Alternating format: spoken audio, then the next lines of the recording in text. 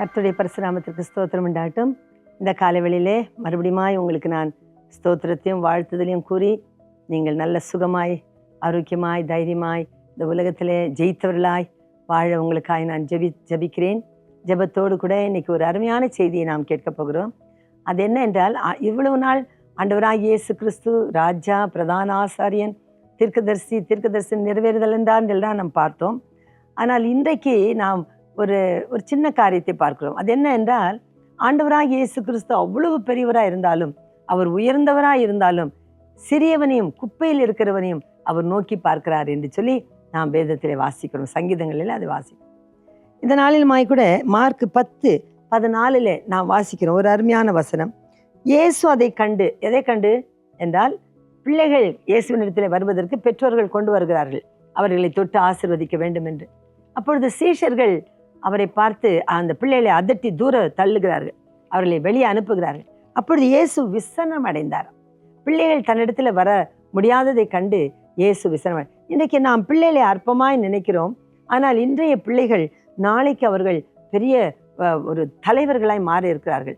ஆகவே ஆண்டவராகிய இயேசு கிறிஸ்துவினிடத்திலே இந்த பாடத்தை நாம் கற்றுக்கொள்ள வேண்டும். பெரிய பெரிய தலைவர்கள் கூட என்ன செய்வார்கள்? சிறு பிள்ளைகளை பார்த்தால் அவர்களை அணைத்து ஆசீர்வதித்து முத்தமிட்டு அவர்களை வாழ்த்துவார்கள். பார்த்தீங்களா? நான் பெரிய ஊழியக்காரர்களிடத்தில் அதை கண்டிருக்கேன்.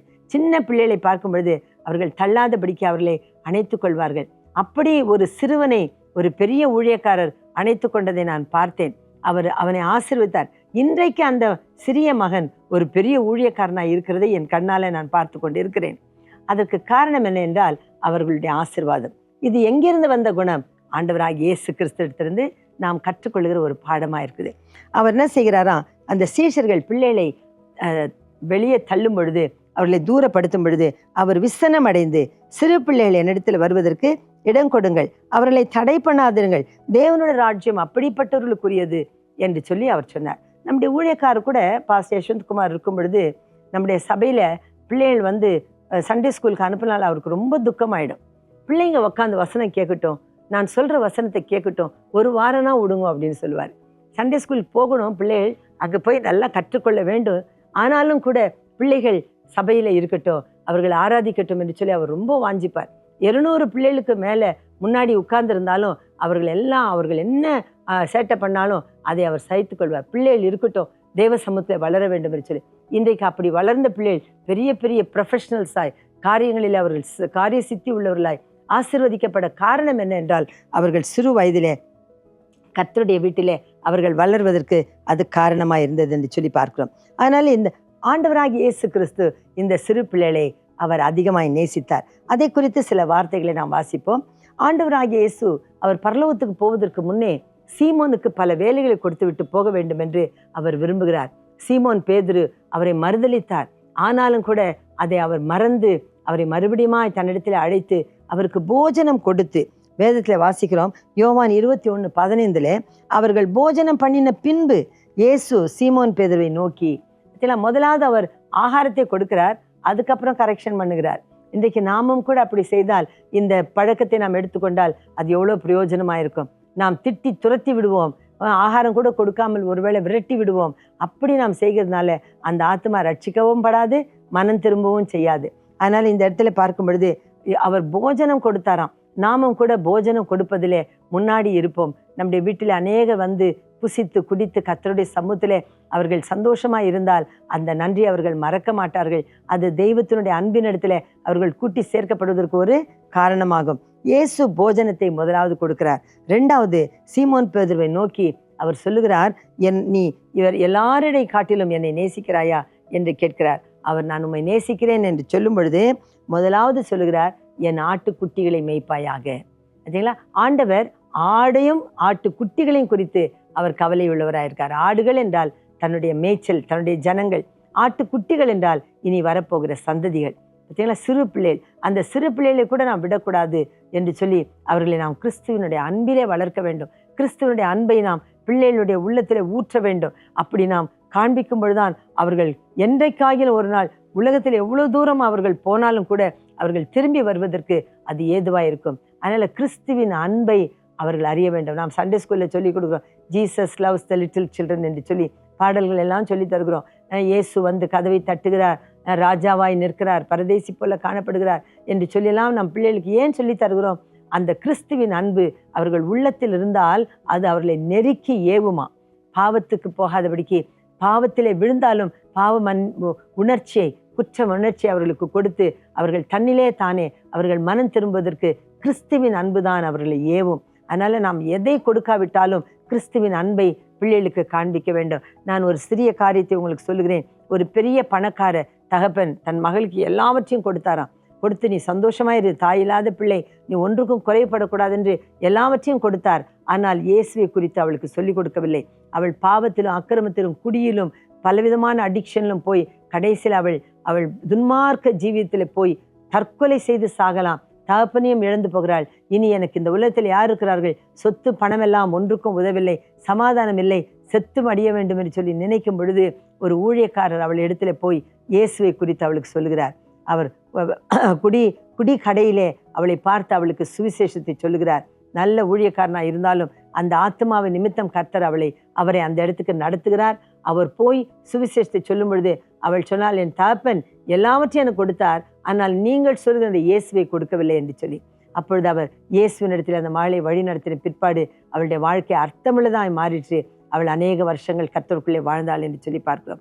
ஆகவே நாம் எண்ணத்தை கொடுக்காவிட்டாலும், எண்ணத்தை சம்பாதிக்காவிட்டாலும் ஞானத்தை சம்பாதி என்று நாம் நீதிமொழிகள் 8 வாசிக்கிறோம். அந்த ஞானம் கிறிஸ்து தான். ஆகவே தயவு செய்து பெற்றோர்களே, நீங்கள் நேரம் எடுத்து ஆண்டவராகிய இயேசு கிறிஸ்துவனுடைய அன்பையும் அவருடைய அற்புதங்களையும் அவர் நேசத்தை குறித்து அவர் மக்களுக்காய் பட்ட பாடுகளை குறித்து நம்முடைய பிள்ளைகளுக்கு கண்டிப்பாய் சொல்லிக் கொடுக்க வேண்டும். அதை சொல்லிக் கொடுக்கும் பொழுது நாம் இல்லாவிட்டாலும் அந்த அறிவு அவர்களை நடத்தும். அந்த போதனையும் அந்த அபிஷேகமும் அவர்களை கிறிஸ்துவனிடத்தில் நடத்தும். கிறிஸ்துவும் கடைசி நாள் வரைக்கும் அவர்களை காத்துக்கொள்ள வல்லவராயிருக்கிறார். என் ஆட்டுக்குட்டிகளை மேய்ப்பாயாக என்று சொல்கிறார். ஏசாயா 40:11 வாசிக்கிறோம். மேய்ப்பனை போல தமது மந்தையை மேய்ப்பார், ஆட்டுக்குட்டிகளை தம்முடைய புயத்தில் சேர்த்து தன்னுடைய மடியிலே சுமந்து கரவலாடுகளை மெதுவாய் நடத்துவார். ஆண்டவர் பாருங்க எவ்வளவு அன்புள்ளவராய் இருக்கிறார். அவர் ஆட்டுக்குட்டிகளை தம்முடைய புயத்திலே சுமக்கிறார், அவர் தமது மடியிலே சேர்த்து கொள்ளுகிறார். கரவலாடுகள் என்றால் பால் கொடுக்கிற ஆடுகள், அதை மெதுவாய் நடத்துகிறாராம். அப்போ சிறியோர் பெரியோர், ஆண் பெண்ணு, குழந்தைங்க, குட்டிங்க எல்லாத்தையுமே யார் யார் எப்படி எப்படி நடத்தணும்னு நம்ம ஆண்டவராக இயேசு கிறிஸ்துவுக்கு தெரியும். அவரவர்களுடைய மனதின்படி அவரவர்களை செம்மையாய் நடத்த வல்லமை உள்ள மேய்ப்பனாய் அவர் இருக்கிறார். Praise the Lord. அது மட்டும் இல்லாதபடிக்கு மத்தேயு 10:42 நாம் வாசிக்கிறோம். சீஷன் என்னும் நாமத்தை நிமித்தம் இந்த சிறியரில் ஒருவனுக்கு ஒரு கலசம் தண்ணீர் மாத்திரம் குடிக்க கொடுக்கிறவன் அதன் பலனை அடையாமல் போகான் என்று மெய்யாகவே உங்களுக்கு சொல்லுகிறேன். பாருங்க, ஒரு சின்ன பிள்ளையை நாம் பார்க்கும் பொழுது அந்த பிள்ளைக்கு ஏதாவது ஒரு கிஃப்டோ ஏதாவது ஒரு வெகுமதி நம்ம கொடுத்தோம்னா அவங்க பெரியவங்களாயிட்டா கூட அதை மறக்கவே மாட்டாங்க. நீங்கள் கொடுத்தீங்க, நீங்கள் செய்தீங்க அப்படின்னு அந்த அன்பை நினச்சி பார்க்குவாங்க. இந்த சிறு பிள்ளைகள் எப்படி தெரியுங்களா, ஒரு பிளெயின் ஸ்லேட்டுன்னு சொல்லுவாங்க. ஒரு காகிதம், வெற்று காகிதம், வெண்மையான காகிதம். அந்த காகிதத்தில் நம்ம என்ன எழுதுகிறோமோ, அந்த ஸ்லேட்டில் போர்டில் நம்ம என்ன எழுதுகிறோமோ அது எப்படி நிலைத்திருக்குமோ அது போல் குழந்தைகள் ஒரு பசுமையான மரம் போல. அதில் ஒரு ஆணி அடித்தால் அது எடுக்கவே முடியாது. பசுமர தாணி என்று சொல்வார்கள். அந்த பசுமையான அந்த சின்ன மரத்தில் ஒரு ஆணி அடித்தா எப்படி எடுக்க முடியாதோ அது போல் நீங்கள் குழந்தைகள் இடத்துல என்ன இன்வெஸ்ட் பண்ணுறீங்களோ அது கண்டிப்பாய் அவர்களுடைய பின்னாட்கள் வரைக்கும் அது பிரயோஜனமாக இருக்கும். ஆகவே நாம் சின்ன பிள்ளைகளை பார்க்கும் பொழுது அவர்களை சபிக்காதபடிக்கு அவர்களை அணைத்து கொண்டு ஆசீர்வதித்து நல்ல வார்த்தைகளை அவர்கள் மேல் சொல்லும் பொழுது அந்த வார்த்தைகள் கண்டிப்பாய் நிறைவேறும். ஆகவே நம்முடைய ஆண்டவர் பாருங்க, மடியிலே சுமக்கிறார், தோளில் சுமக்கிறார். ஒவ்வொரு குழந்தைகளையும் நாம் அணைத்து ஆசீர்வதித்து முத்தமிட்டு நல்ல பெயர்களை வைத்து நல்ல வார்த்தைகளை சொல்லி அவர்களை நாம் வளர்க்கும் பொழுது கண்டிப்பாய் அவர்கள் ஒரு நல்ல ஒரு குடிமக்களாக இந்த உலகத்தில் இருப்பார்கள். Praise the Lord. நம்முடைய பிள்ளைகள் நிமித்தம் இன்னும் அநேக பிள்ளைகளும் ஆண்டவரை அறிந்து கொள்வதற்கு ஏதுவாகும். இன்னுமாய் கூட அந்த சின்ன பிள்ளைகளுக்கு நீங்கள் எதை செய்கிறீர்களோ அதனுடைய பலனை நீங்கள் கண்டிப்பாய் அடைவீர்கள் என்று ஆண்டவரே சொல்லுகிறார். நாம் வேதத்தில் வாசிக்கிறோம், சாமுவேல் சிறு பிள்ளையா இருக்கும் பொழுது அவனுடைய தாய் அவனுக்கு ஒரு சின்ன சட்டையை எடுத்துக்கொண்டு அவனுக்கு கொடுத்து அவனை பார்ப்பலாம். அதே போல் பெற்றோராகிய நாம் நம்முடைய பிள்ளைகளை அடிக்கடி ஏதாவது ஒரு நல்ல காரியங்களை அவர்களுக்கு கொடுக்கும் பொழுது அவர்கள் சந்தோஷப்படுவார்கள். அதுக்கு நம்ம விலை ரொம்ப மதிப்பானவைகளை அல்ல, நம்முடைய தகுதிக்கு ஏற்ற காரியங்களை அவர்களுக்கு நாம் கொடுத்து அவர்களை சந்தோஷப்படுத்த வேண்டியது அவசியமாக இருக்கிறது. அப்படியே மாத்திரம் வளர்த்திடக்கூடாது. நம்மளுடைய கஷ்டங்கள், நம்முடைய பாடுகள், நம்முடைய உபத்திரவங்கள், நம்முடைய வறுமைகளை கூட நம் பிள்ளைகளுக்கு காண்பித்து கொடுத்து வளர்க்கும் பொழுது அவர்கள் ஒரு நல்ல ஒரு குணாதிசயத்தில் வளர்வார்கள். ஆகவே இன்னுமாய் கூட நான் வாசிக்கிறோம், மத்திய 18:10 நாம் வாசிக்கும் பொழுது, இந்த சிறியரில் ஒருவரையும் அற்பமாய் எண்ணாதபடி எச்சரிக்கையாயிருங்கள், அவர்களுக்குரிய தேவதூதர்கள் பரலோகத்திலே பரமபிதாவின் முகத்தை எப்பொழுதும் தரிசிக்கிறார்கள் என்று உங்களுக்கு சொல்லுகிறேன் என்று ஆண்டவர் சொல்கிறார். அப்படின்னா என்ன? இந்த உலகத்தில் பிறக்கிற ஒரு குழந்தைகளுக்கும் ஒவ்வொரு தூதன் இருக்கிறான். அந்த தூதன் பரலோகத்திலே பிதாவின் முகத்தை உற்று பார்த்து கொண்டிருக்கிறான். அந்த குழந்தைக்காக தேவன் என்ன கட்டளையிட போகிறார் என்பதை அவன் கவனித்து கொண்டிருக்கிறான். சொன்ன உடனே ஓடி வந்து அந்த தூதன் நிமிஷத்திலே அக்கினை போல காற்றை போல ஓடி வந்து அந்த பிள்ளைகளுக்கு செய்ய வேண்டிய காரியங்களை காப்பாற்ற வேண்டிய விதங்களிலே அவர்கள் செயல்பட அவர்கள் எப்பொழுதும் பிதாவின் முகத்தை உற்று பார்த்து கொண்டிருக்கார்கள். ஒவ்வொரு பிள்ளைக்கும் ஒரு தூதன் உண்டு என்று இந்த இடத்திலே கர்த்தர் சொல்லியிருக்கிறார். ஆகவே இதை நீங்கள் ஞாபகத்தில் வைத்துக் கொள்ளுங்கள். அது எபிரேயர் 1:14 வாசிக்கிறோம். ரட்சிக்கப்பட போகிறவர்களுக்கு கர்த்தர் பணிவிடின் ஆவிகளை நியமித்து வைத்திருக்கிறார். இவ்விதம் இன்னும் வாசிக்கிறோம், மத்திய 18:14 இவ்விதமாக இந்த சிறியரில் ஒருவனும் கெட்டு போவது பரலோகத்தில் இருக்க உங்கள் பிதாவுக்கு சித்தம் அல்ல. ஆண்டவர் சொல்ல, ஒரு பிள்ளையாகிலும் கெட்டு போகக்கூடாது.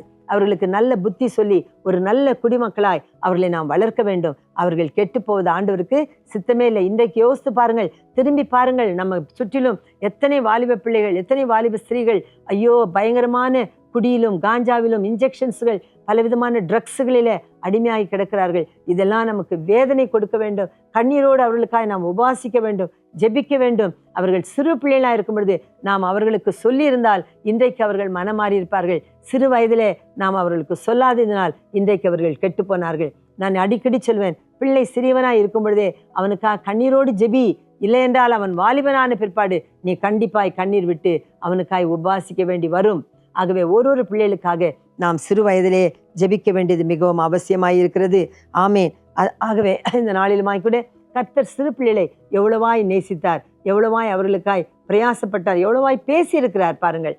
அவர் அவ்வளவு பெரியவராக இருந்தாலும் கூட, பல ஊழியங்களை அவர் நிறைவேற்றினாலும் சிறு பிள்ளைகளுக்கு அவர் செய்ய வேண்டிய ஊழியத்தை கூட அவர் செய்து முடித்தார் என்று சொல்லி பார்க்கிறோம். இந்த நல்ல குணாதிசயத்தை நாம் எடுத்துக்கொள்வோம். ஆகவே நாம் இனி வரப்போகிற சந்ததிகளுக்கு நாம் வெளிச்சத்தை காட்டுவோம். அவர்கள் வரப்போகிற உலகத்திற்கு ஒளியாயிருப்பார்களாக. கர்த்தர் உங்களை ஆசீர்வதிப்பாராக. இன்று முதல் உங்களுடைய பிள்ளைகளை நேசித்து வளருங்கள். மற்ற பிள்ளைகளையும் கர்த்தருக்குள்ளே அவர்களை திடப்படுத்தி வளர்க்க பிரயாசப்படுவோம். கர்த்தர் நம்ம எல்லாரையும் ஆசீர்வதிப்பாராக. ஆமென். பிதாவே, நாங்கள் நன்றியோடு ஸ்துதிக்கிறோம். இந்த நாளிலுமாய் கூட கர்த்தாவே, உம்முடைய கர்த்தாவே மகத்துவமான குணங்களுக்கு மத்தியிலே நீர் சிறு பிள்ளைகளுக்கு நீர் காண்பிக்கிற அந்த கர்சனை கூட நாங்கள் கவனித்து பார்க்க நீர் எங்கள் தந்த கிருபைக்காய் ஸ்தோத்திரம். ஆண்டவரே, அதே போல நாங்களும் பிள்ளைகளை நேசித்து அவர்களை உமக்காய் வளர்க்க எங்களுக்கு கிருபை தாரும். எங்களுடைய பின்வரும் சந்ததி உம்மை சேவிக்கட்டும். இந்த பின்வரும் உலகம் எங்கள் பிள்ளைகளுடைய வெளிச்சத்தினால் வெளிச்சம் பெறட்டும் என்று நாங்கள் ஜெபிக்கிறோம், தாழ்த்துகிறோம், ஒப்படைக்கிறோம். இயேசுவின் நாமத்தில் இந்த காரியம் நிறைவேறுவதற்காய் வேண்டிக் கொண்டு ஜெபிக்கிறேன் பரலோக பிதாவே. ஆமென். கர்த்தர் உங்கள் எல்லாரையும் ஆசீர்வதிப்பாராக. இன்று முதல் சிறு பிள்ளைகளுக்காக நம்முடைய ஊழியத்தை செய்வோம். ஆமென்.